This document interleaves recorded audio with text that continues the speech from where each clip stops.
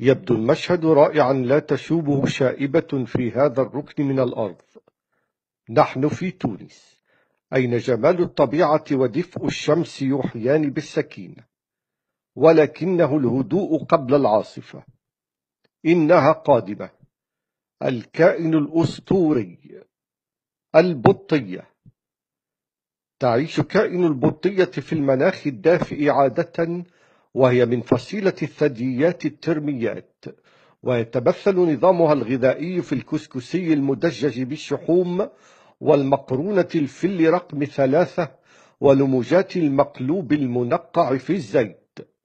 وتعتبر البطية من أهم الكائنات المساهمة في توازن النظام البيئي، بما تنتجه من كميات هائلة من الغائط تساعدها في ذلك مؤخرتها الضخمة.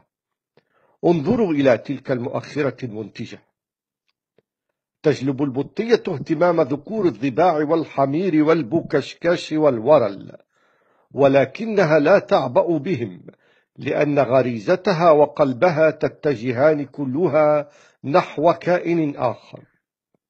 نعم، إنه البدرنة، وهو حشرة غريبة الأطوار والشكل، حيث لا يتوقف فمه عن الحركة وجسمه عن الدوران، كأنه يرقص رقص الديك المذبوح أو العتروس الملبلب. قبل ملاحقة البطية يلتمس البدرنة من كبار البدرنات الإذن بمغازلتها، فينطلق إثرها مطلقا أصواتا غريبة لجلب اهتمام البطية، تاركا آثار رائحته الكريهة على الجدران، ويظل كذلك أياما حتى يفوز بودها وينطلقان نحو الخلاء للتكاثر والإنجاب.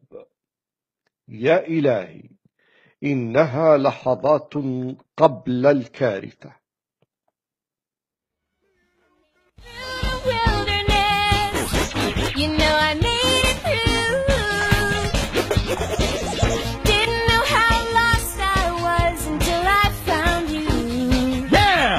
Like big butts and I cannot lie. You other brothers can't deny. And when a girl walks in with an itty bitty waist and a round thing in your face, you get feelings.